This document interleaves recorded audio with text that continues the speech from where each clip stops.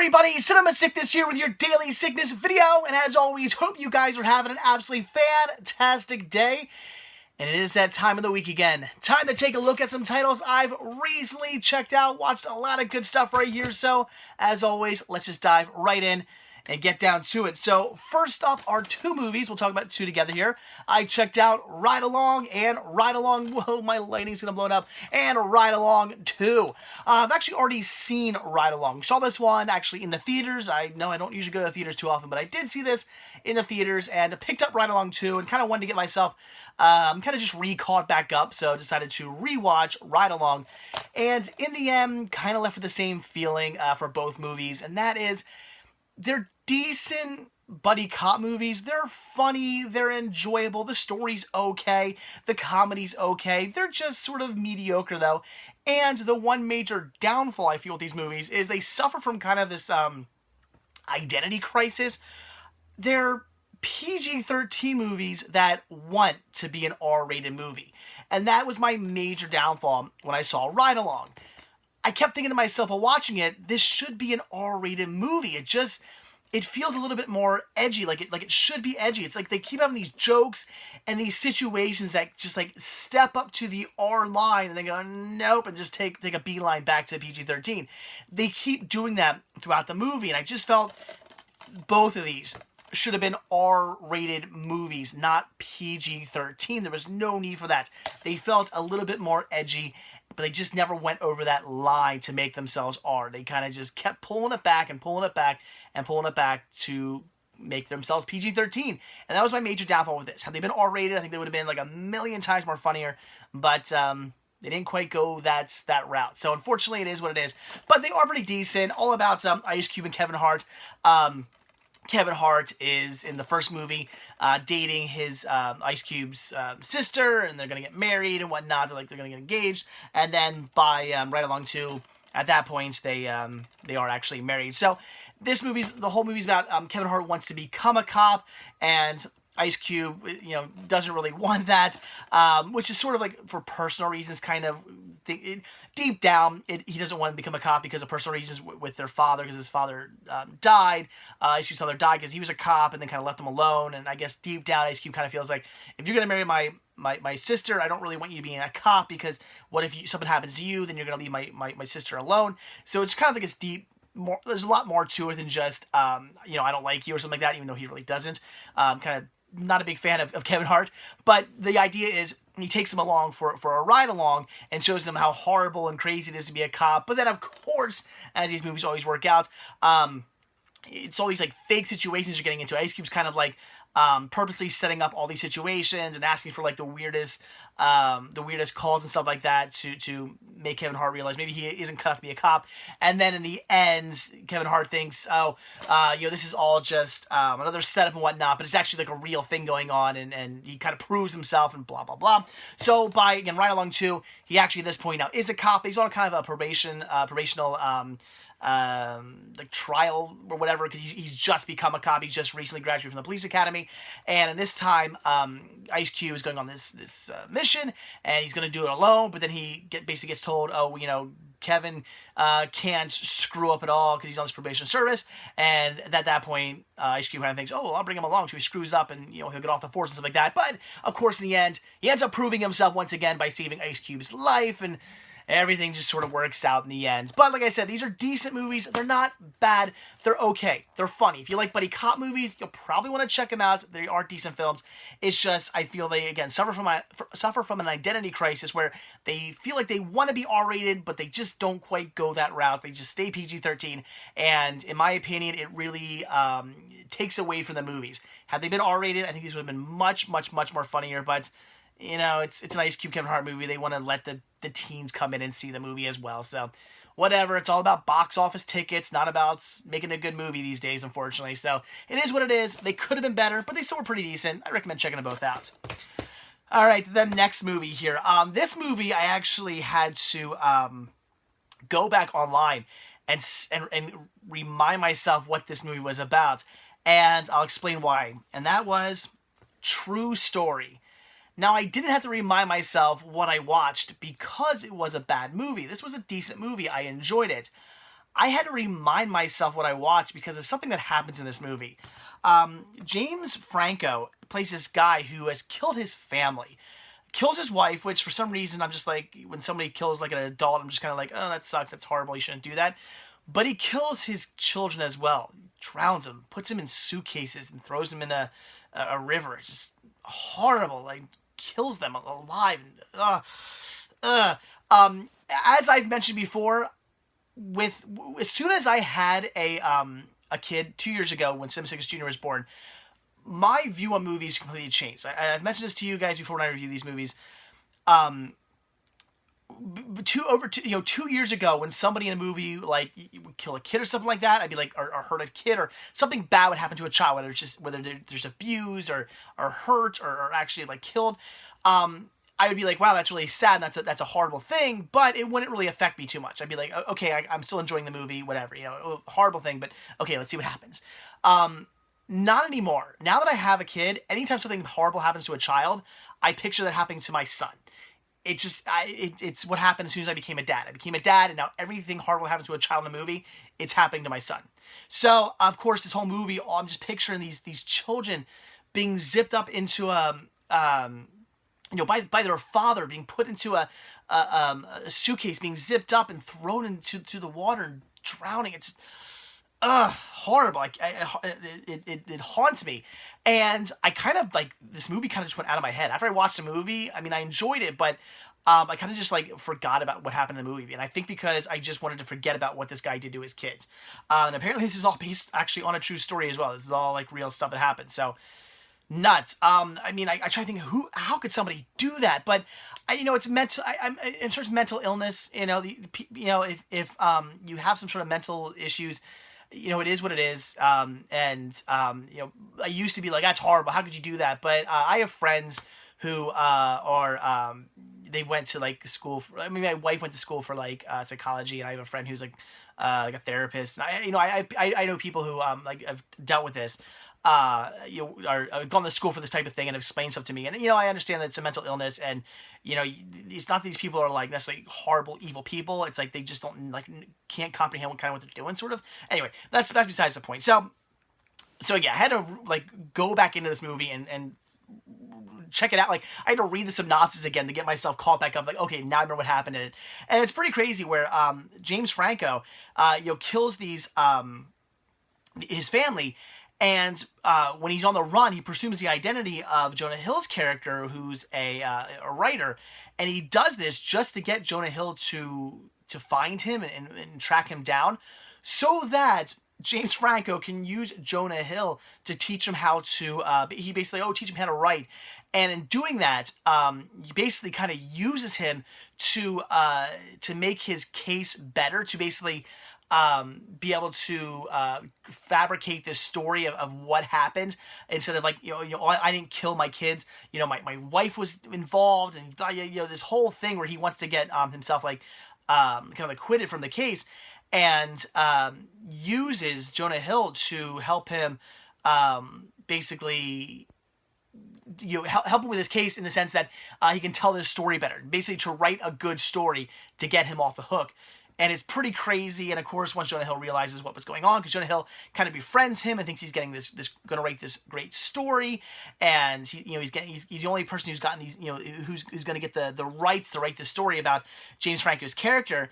And turns out he was just being used the entire time, which you feel really bad for Jonah Hill, because he screws up in this movie. At the very beginning of this movie, he writes this story, but he's this great writer. He's been on all these magazine covers. He's known for being this like fantastic writer, and then screws up by like kind of fabricating the story to make it kind of better, and gets caught in it, and then basically loses his job, and now nobody wants to hire him anymore.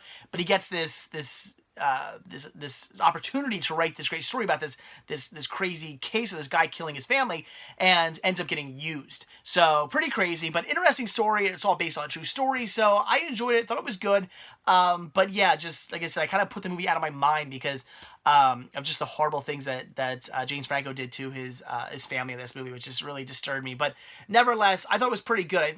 This didn't get a really good review on like Rotten Tomatoes. I think I looked at some Rotten Tomatoes, and people didn't seem to like it. I don't know. I thought it was pretty good. I thought it was an interesting story. It's a bit slow. It's not some big dramatic story. It's a really just well told story. So I'd recommend checking it out. It was definitely worth a watch. Oh boy. All right, let's get down to this one now, because a lot of you guys said you were really interested in watching this, so hopefully I can help you guys out here. Next title I watched was The Boy, which Universal was nice enough to send me a review copy of this. I was excited about this movie. I saw a trailer for this, like literally a week before Universal sent me a copy of this. I was excited to watch it because I saw a trailer, and the trailer made it look pretty cool, pretty interesting. This girl gets this nanny job, and it turns out she's actually going to be watching this doll. This mother and father character treat this doll as their dead child, and now the hired nanny has to watch it, and the doll's alive. That's what the trailer makes it for. The trailer makes it look pretty interesting. Unfortunately, the movie doesn't quite go down that route, and I'm going to warn you, spoilers here, because I want to talk about this movie and tell you why I did not like it very much, and in doing so, I'm going to spoil some things for you. I'm going to spoil the twist, but I say the twist because it's a horrible twist, and it doesn't really, the twist actually ruins the movie, so I don't really feel bad talking about it because I'm going to tell you why the movie sucked. So, she gets hired as his nanny. She thinks, oh, this is crazy, this is kind of weird, but she ends up, kind of just coming to terms with it, because she ends up basically figuring this doll is actually alive. You know, things are happening, the doll starts moving, and at first she's like kind of scared and freaked out, but then she realizes, wait, this doll seems to be alive, and he doesn't seem to be doing anything like malicious. He seems to be nice. So she kind of just decides, well, you know, maybe like the spirit of this boy is trapped in this doll, and I'm going to take care of it. And of course, there's this backstory where she had lost her child due to an abusive boyfriend who had got her pregnant, and he like beat her up, and she lost her kids. And now she's kind of this is kind of like a child she never had, sort of. So there's that weird story going on. So she starts treating this doll, you know, like a real kid, and you know, feeding it and reading to it and putting it to bed and playing it music and doing all the things. There's like a checklist she has to follow, doing all the things she has to do for this kid. And there's this love interest who's like a grocery man who comes by every like once a week, and they got a thing kind of going on. And at this point, I'm thinking, okay, here's the twist, because I'm thinking once she like, at first I'm thinking when the doll like, you know, seems to be coming alive, like here we go, here's the creepy part, here's the doll starts like haunting her and doing horrible things and trying to kill her, and this is where like the killer doll aspect comes into the play. Okay, but then she like befriends the doll and starts taking care of it, and everything seems to be going well with her and the doll. So once she goes, you got to see this, the doll's alive, and she shows this to the grocery man. I'm thinking, all right, here we go. Now the doll's gonna go after him, because maybe the doll's like jealous of something, because they kind of like have this thing, and they're gonna get together one night. They start making out of the bed, and the doll's watching them. The doll is watching him and whatnot. And I'm thinking, all right, so the doll's gonna get jealous, and he's gonna go after him, and then she's gonna get all creeped out, and then maybe the doll's gonna go after both of them. You know, here's the creepy part. No, she shows him that the doll can, you know, become alive and stuff like that, and everything's okay. It's like they both kind of come into, they're both like, wow, that's really crazy, and they're both like, this is nuts, but you know, I guess the spirit of this boy is trapped in this doll. We don't know what's going on, but it's obvious the doll's alive. That's nuts. So they're like both kind of like okay with this, and they're gonna treat the doll like it's like a real person and whatnot. The twist comes when we find out that this whole time the doll is not actually alive. What ends up happening is the son, who apparently had died in a fire, who had killed a girl when the son was little, turns out that the parents were actually hiding this boy in the house the whole time. The boy was living like in the basement, and of course using crawl spaces around the house, because as we all know, in every creepy movie, every big giant house, there's like basically like room size passageways between the walls, because back in the day, I guess they built every house with like these huge, literally you can run and have a freaking party in between the gaps in the walls. I'm thinking houses really weren't built like that, unless like, unless it was a house built like the Winchester house or something like that, where like, there were actually secret passageways built into the house. I'm thinking houses probably weren't built with these huge giant gaps, between the walls. I mean, unless there's like a servant's like stairwell or something like that, but not every anyway. But so you find out it's this boy. He's a man now, but he's been hiding for all these years, and he's living in between the walls and in the basement. And now he's the one. He's actually making the doll come alive because he makes the doll move and stuff by like running out of the walls and moving the doll basically and stuff. So now there's this crazy man coming to kill. Now he's coming after people. So that's the thing. Now the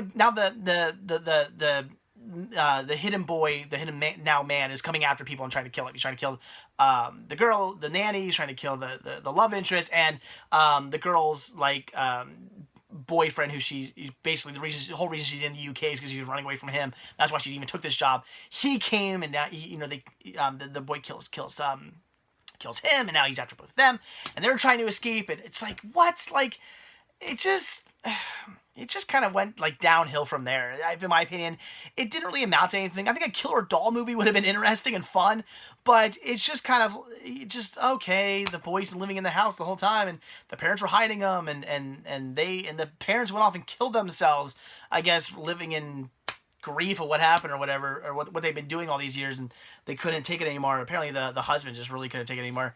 He was kind of fed up with it, but it wasn't interesting. It wasn't exciting.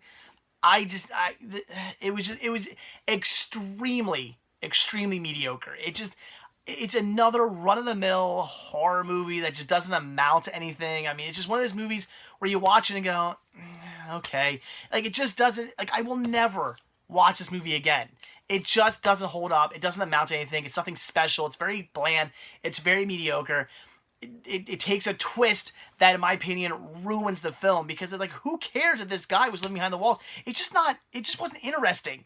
Like, I wanted the spirit of this boy to be in this doll and doing creepy things, not the whole time it was this guy hidden in the living in the basement and crawling through the walls.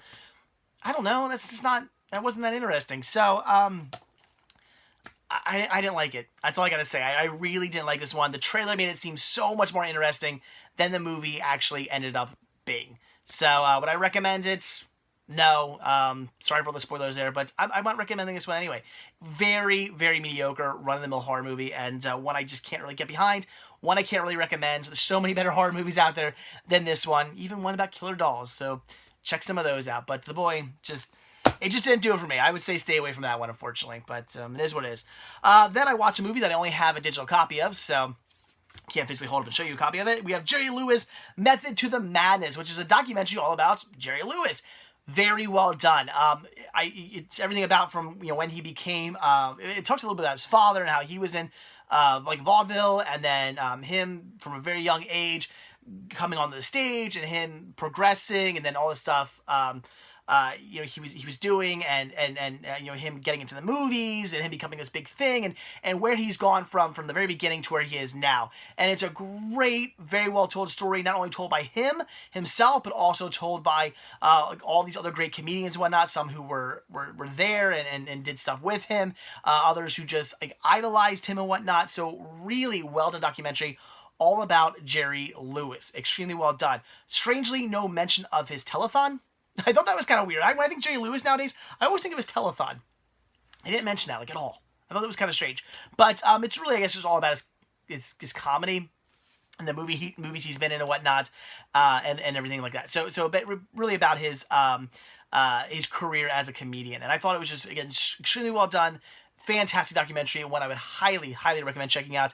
The only sad thing about the movie is they show Jerry doing a lot. I guess he does, at least back when this movie came out, he was still doing live shows, and he's a very old man now, and he's basically just doing these shows, kind of redoing his old jokes and telling old jokes, and I love you, Jerry, but I'm sorry. It just doesn't hold up anymore now. It's like, maybe if you were doing new jokes or something like that, or doing new routines, it would kind of be interesting and it could work, but it just seems that nowadays, like, it just doesn't hold up anymore, because you're just this old man doing these jokes, and you're not doing them quite right anymore, and they just don't seem to be flowing. Like, it's, I guess, the comedic flow, you know what I mean? Like, it's, even he mentions in this, it's all about rhythm. Comedy's about rhythm. It's all about, the joke, and then hitting the punchline at the right time. You got to do everything at the right time and hit all the right notes to make comedy funny, and to make a joke funny. And unfortunately, at kind of his age now, he sort of lost that rhythm, and it's really hard to watch some, in my opinion. Anyway, it was kind of really hard to watch moments when he was performing at the age he is now, which it was a little hard. But of course, all the scenes where they were showing like the jokes he was doing, back in his prime, they were like really funny. So anyway, great documentary. Highly recommend if you have any interest in Jerry Lewis whatsoever. This is a documentary you definitely check out. I need to get myself a physical copy because it was a really well done documentary. See it. All right, then I checked out, and this is a bit of a spoiler here because I haven't even mentioned that I got this yet. Did you hear about The Morgans? This, again, very mediocre. Mediocre romantic comedy. Hugh Grant, Sarah Jessica Parker. They were married. Hugh Grant cheats on Sarah Jessica Parker. They're split at this time, but of course Hugh Grant's sorry, he wants to get back with her, blah, blah. They go out to dinner, they witness a murder, and now they have to basically go into a witness protection program together, and basically it's these two split up couple, like having to stay together. And of course, the hilarity ensues, and they get into some wild things because they're from New York, and they flown out to like the Midwest, and they're living like in the country now, in the boonies, and this tiny little town, and they gotta get used to being situated in like Redneckville as opposed to being in the hustle and bustle of New York City. So you got that going on, and then of course you got the whole thing where they're split up, but do they want to get back together? And of course, at the end of the movie, they get back together and blah blah blah, which I also kind of find hard to believe because I mean I know it happens, but how do you, I don't know. I mean, your husband cheats on you and then you just kind of, you forgive him and get back with him? It's kind of hard to do. I don't know. I don't know if I could ever, I mean, if Miss Sickness ever cheated on me, would I be able to just forgive her and get back with her? I don't know. It'd always be in the back of my head that she did that. I don't know, but that's just me, maybe. So, unfortunately, it's just very mediocre, run-of-the-mill. It didn't really stand out. It wasn't really enjoyable. I mean, I really liked, I'm trying to think of what, was it For Richer, For Poor? Like, movies like that, kind of the same sort of idea. I like that movie. I thought that movie was very well done. It's pretty funny. I mean, it's not amazing, but it's a funny movie. I just felt this one was kind of bland. It didn't really, like, the jokes really weren't, like, all that great. The jokes were just, again, the jokes were mediocre. The story was just kind of mediocre. It was kind of run-of-the-mill. So just a very bland romantic comedy that I really wouldn't recommend. Much better ones out there than this, unfortunately. And then a comedy that I would recommend, and that was Sisters. My wife and I watched this together, and we really enjoyed it. I heard this was pretty good, so I really wanted to see it. And it was. Tina Fey and Amy Poehler, they're sisters, obviously. And they end up... Their parents are going to sell their house, and they want to have like one last big fling in this house to grow up in because they used to have these crazy big parties. But they end up like kind of switching roles because Amy was always kind of the motherly figure at the parties, where she was always helping people out, holding their hair back when people were throwing up, and somebody got hurt, she was helping, and she wasn't drinking, she was just making sure everything was going good at the party, whereas Tina was the crazy party girl and whatnot. So this time around, they basically say, Tina's going to be the mom figure, and Amy gets to finally, go crazy at the party and whatnot, and basically they end up having this huge, big, giant bash. They completely destroy the house, which, and it's pretty funny. I mean, there's a lot of great, basically this is really a big SNL reunion movie too. There's a lot of SNL characters, or a lot of SNL actors coming back into this movie, which is pretty interesting if that's your thing. So they have this huge big party, and the whole premise of the movie is kind of like they sort of realize that they gotta kind of have to like stop holding on to the past and kind of grow up, because Tina is kind of just she's still kind of the party girl at heart. She doesn't really want to grow up. She doesn't take things too seriously. She's always getting fired from her job. She's got a kid to raise, but she's not doing too well with that. I mean, she loves her kid and wants to do the best for her kid, but she's not taking life seriously enough to do that. And and Amy, she's kind of holding on to her past with, her husband left her. She has a divorce, and she has to just kind of like come to terms with that, and basically just basically just again, basically just become an adult. They need to just put their past away, and the things that bother them from their past or that have been following them from their past, and just come to terms with who they are now and what they have to focus on now. And that's sort of the whole premise of the movie. But there's a ton of funny jokes in it, a ton of funny characters in it, lots of hilarity is ensuing in this movie, and it was pretty good, and I would recommend checking this one out. I would not say this one was run of the mill. I would say it was actually pretty good. Lots and lots of funny jokes in this one, and it seems like your thing. It's definitely worth checking out. My wife and I were cracking up laughing the entire time watching it. I mean, I don't have too much to say about it. It is just what it is, but funny movie. See it. And then the next movie I watch is, once again, a little bit of a spoiler here for you guys, because I haven't told you I picked this one up yet, and that is Victor Frankenstein. And this was okay. I was expecting, I guess, more from it than what I got. Wasn't a bad movie. It kept me entertained, but it just didn't really go anywhere, and I wasn't blown away by it. Some goofy things, like, I mean, the Daniel Radcliffe character, he was good. I really like Daniel Radcliffe. I want to see him. Every time he's in something, I gotta see it. I think he's a fantastic actor. But it's just okay. He's Igor, even though he technically doesn't even have a name, but they give him the name Igor. See the movie to find out that story. But he's a hunchback, but he's not really a hunchback. Do they really need that character? I mean, I guess it made for an interesting movie, but in the novel, if I'm not mistaken, Frankenstein didn't even have an assistant. In the original, Universal Monster movie, it was Fritz. It wasn't even Igor. Igor didn't come along until Bela Lugosi started playing, the hunchback character. So I don't know. Whatever. I mean, that was okay, I guess. But it's just the movie. It just kind of felt bland. It is all about Frankenstein has this idea. He's the mad scientist. I think I'll give it that. They do a good job of making Dr. Frankenstein a jerk. He's a complete a-hole. He is, a crazy. He's the crazy mad scientist. He's hell bent on creating life, and I mean, he's a jerk.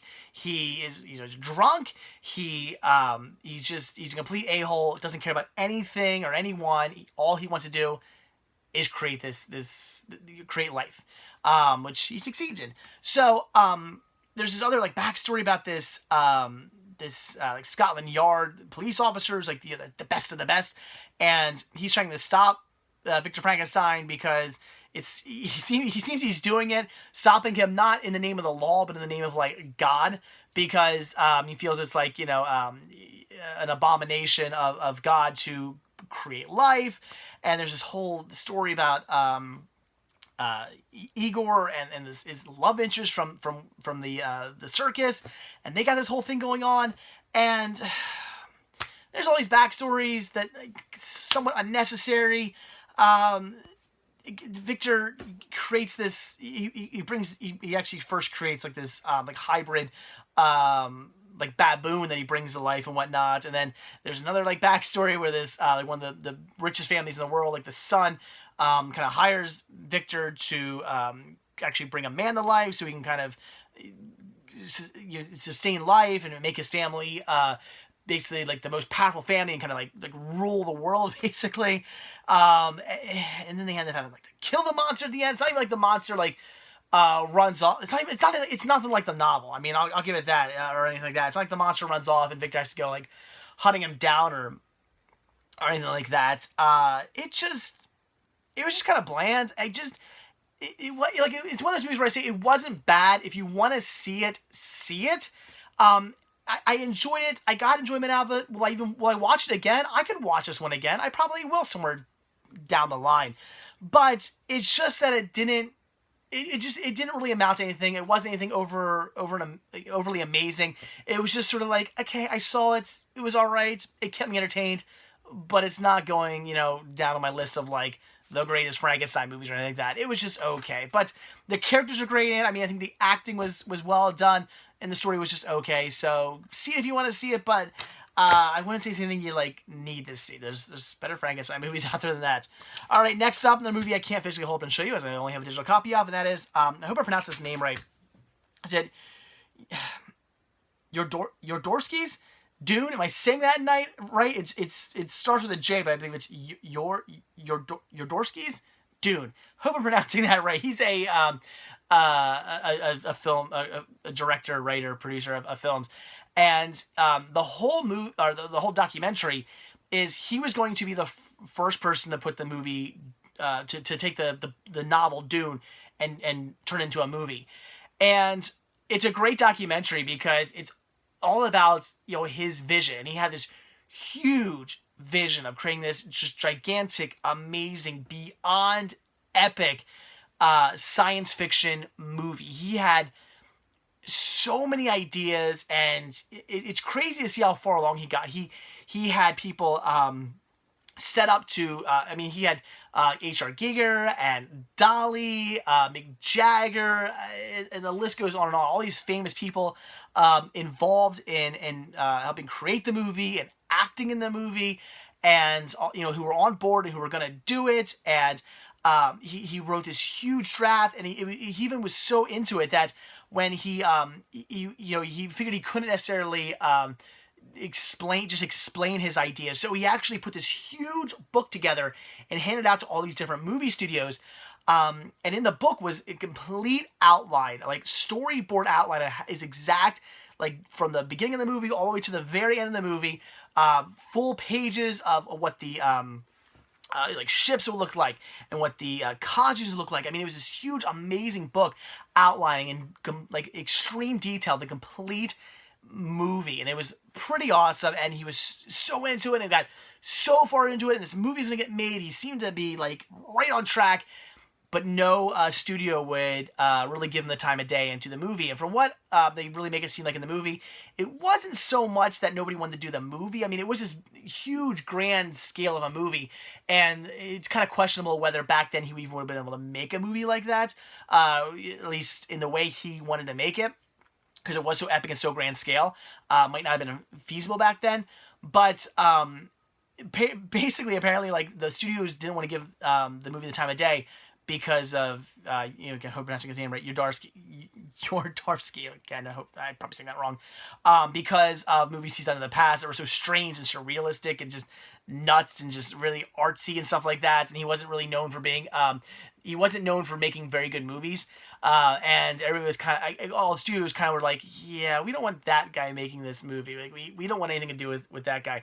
So basically, the studio was kind of being jerks and not really giving him the time of day to make his movie. Not that they weren't interested in the movie, because apparently they were interested, just not in having him be the one to do it. And of course, eventually the movie, not his movie, but a version of Dune, did end up getting made, and it ended up not being a very good movie. So it is what it is. But it's just an interesting like kind of look into how the process of making movies go and how far along you can get in a movie, how you can have people on board to do the movie, you can have the complete movie outlined and set up and ready to go, and you're ready to shoot. All you gotta do is get your money and boom, this movie's gonna get made.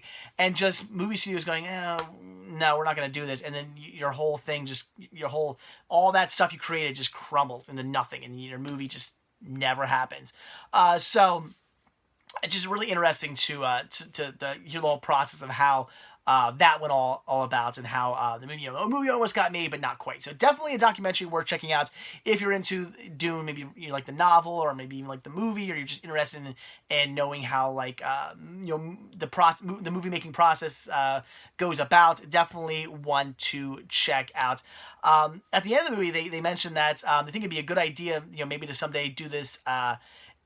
Make his movie, but do it animated. That'd be cool. I'm hoping someday maybe we see that. That'd be really neat, because they could definitely do all the everything, all the visions and his ideas that he has, for this great big grand epic scale movie. They could totally do it in animation. I would love to see that. So hopefully someday we'll get something like that. And then finally, the last tale I checked out here was Gambit, which is apparently a remake, which I didn't really know going into at first, but I enjoy this one. It's a crime caper movie, which I am a big fan of. I tend to like those movies. And it's all about Colin Firth and his boss, Alan Rickman. He hates Alan Rickman. Alan Rickman is a complete douchebag in this movie. He's like the boss from hell. And Colin Firth at this point is just kind of fed up with him being such a jerk and wants to get back at him. And it's this whole thing where he's going to sell him a fake painting, which he gets Cameron Diaz involved in, because there's this whole backstory about Cameron Diaz's like relative in World War II stealing this painting, and now the painting's supposedly hanging up in her trailer, and it ends up Alan Rickman thinks that's a real painting, and Colin Firth is the guy who is going to authenticate it. So Colin Firth's going to say, yeah, that's a real thing, and basically Alan Rickman's going to buy this painting for all this boatload of money, and it's going to be a fake the whole time. So that's the whole plan. You think I'm not going to spoil this one too much, but basically the plan is great big plan, and I love the beginning of this movie. They show the plan going perfectly. Like Colin Firth is thinking in his head, kind of imagining this plan going how he wants it to go, and it goes smoothly, and you see how this plan is supposed to go. But then throughout the movie, you realize that that's not how the plan's going. Everything's kind of just it's up and down. Like it seems like everything's kind of going good, and then like something they hit a snag, and they kind of get back on track a little bit and hit a snag, and the plan has to keep changing and switching, and everything seems to be kind of like not going according to plan, and the heist is gonna not work the way they wanted to. And even at the end of the movie, the plan does initially fail, or so you think. I won't give it away, but at the end of the movie, maybe there's a bit of a twist, and maybe things work out in the end. So I like this movie. You're a fan of like crime caper movies, this is one to check out. I really enjoyed it. I thought the story was great. Again, I haven't seen the original. I don't know if this holds up to the original. I definitely want to check it out. I think the original was only released at DVD-R though, so I'm gonna have to maybe hunt that one down. But I thought this was very well done, very enjoyable. Cameron Diaz is pretty smoking in this movie too. If you're a fan of Cameron Diaz, at least in the eye candy department, you might want to check this one out for that alone. But I love Colin Firth. I mean, and there's great cast. Colin Firth, I would pretty much see anything he's in. Alan Rickman, rest in peace, but fantastic. And I like Cameron Diaz as well. So great cast. Definitely worth checking out. Great crime caper movie, and watching Colin Firth try to pull one over on his complete douchebag boss, and watching it all kind of not go according to plan, but a great twist ending. So really recommend this one. I really enjoyed it. Great cast, great story. See Gambit. It was really enjoyable. So there you go, guys. That was it. That's everything I've recently checked out. So I pretty much, let's see, everything but, I would say, The Boy. Again, I can't recommend this one. I'm sorry. A lot of you guys, when I mentioned I was watching this one, seemed really interested in seeing it. And I gotta say, I just don't recommend this one. I thought the movie was extremely mediocre. I love horror movies, but this one just didn't do it. The twist, in my opinion, ruins the movie, and it's just very bland and very boring, and just doesn't amount to anything whatsoever. I was really disappointed in this movie. Everything else, I guess, like I said, Did You Hear the Morgans was very mediocre, but if a romantic comedies are your thing, it's not the worst movie I've ever seen. And again, Victor Frankenstein, again, I didn't love the movie, but I didn't hate it either. I would say this is definitely one of those movies where if you want to see it, check it out, because it wasn't bad. It was an okay watch, and I'll even watch it again somewhere down the line. It wasn't as good as it should have been. And everything else I'd recommend, again, Ride Along 1 and 2, should be better movies, but in the end, they're decent, so I'd recommend them. So, alright guys, there you go, that is it. So, like I always say, thank you guys so much for checking this video out. Be sure to hit that like button down below. Also, if you want to see a new video from me every single day, hit that subscribe button, and you're going to get one. Also, if you want to grab yourself a CinemaSickness t-shirt, hoodie, tank top, button, kids gear, baby gear, all kinds of cool CinemaSickness gear, head over to cinemasickness.spreadshirt.com. And finally, if you want to support new content and show your thanks, head over to patreon.com/CinemaSickness, where every tiny little bit helps and is very much greatly appreciated. So that is it, guys. Again, thanks for watching, and I will see you all tomorrow. Have a good one. Bye.